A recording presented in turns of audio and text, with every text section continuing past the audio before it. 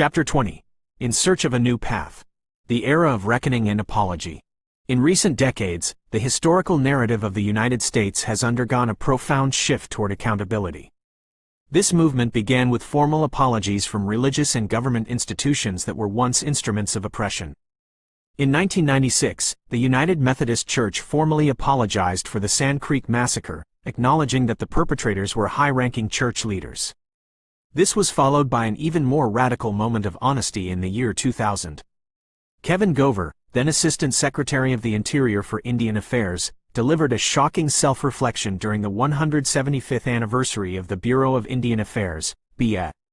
He admitted that the agency had functioned as a tool of destruction, facilitating forced removals, the extermination of buffalo, and the deliberate spreading of disease. Gover accepted full responsibility for the emotional, psychological, and spiritual abuse inflicted on children in boarding schools, vowing that the BIA would never again be used to attack indigenous culture or language. The trauma of the boarding schools. The legacy of Indian boarding schools remains one of the most painful chapters of this history. In 2005, Canada reached a landmark $5 billion settlement to compensate 70,000 survivors who suffered abuse at residential schools. These institutions were designed for forced assimilation, stripping children of their traditional identities and leaving them in a permanent state of cultural displacement. In the United States, however, the path to justice has been more difficult. While survivors like Sunny One Star have filed massive class action lawsuits detailing horrific abuse, U.S. courts have often dismissed these cases based on statutes of limitations. Despite this, the conversation moved to the highest levels of government in 2009, when President Barack Obama signed a formal resolution of apology to Native peoples.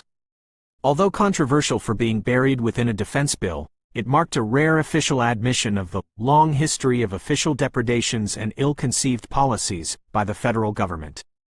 The doctrine of discovery and legal barriers.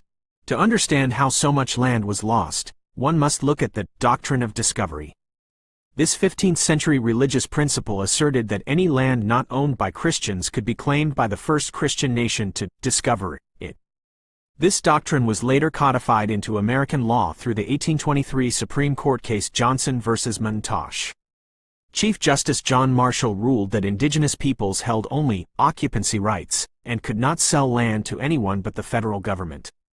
This legal framework, combined with the ideology of manifest destiny, provided the justification for the systematic seizure of indigenous property. In what is known as the Marshall Trilogy, the Supreme Court defined tribes as domestic dependent nations, creating a guardian-ward relationship that left tribes vulnerable to the whims of the federal government, a vulnerability famously exploited by President Andrew Jackson during the era of forced removals. The struggle for the land. Paha Sapa and Maine. The fight to reclaim stolen land is not ancient history, it is a current and ongoing struggle. For the Sioux, the Black Hills, Paha Sapa, remain sacred. Although the Supreme Court ruled in 1980 that the government's 1877 seizure of the hills was illegal and awarded over $100 million in compensation, the Sioux have famously refused the money. Now worth over $1 billion in trust, the money remains untouched because, for the Sioux, the land is not for sale. A different outcome was reached in Maine during the 1970s. The Penobscot and Passamaquoddy tribes utilized a powerful legal weapon, the Indian Non-Intercourse Act of 1790.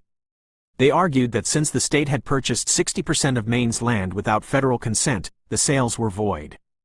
This led to the Maine Indian Claims Settlement Act of 1980, where tribes received $81.5 million and the right to reacquire 300,000 acres of their ancestral land. Leadership for a new century. Today, leaders like Chief Kirk Francis of the Penobscot Nation represent the modern face of this resilience. Elected as one of the youngest chiefs in history, Francis has led his people for nearly 2 decades, focusing on economic diversification and the protection of tribal sovereignty. His leadership bridges traditional Wabanaki values with sophisticated political strategy. As we look toward the future, the establishment of National American Indian Heritage Day and the repudiation of the doctrine of discovery by various churches signal a new path forward.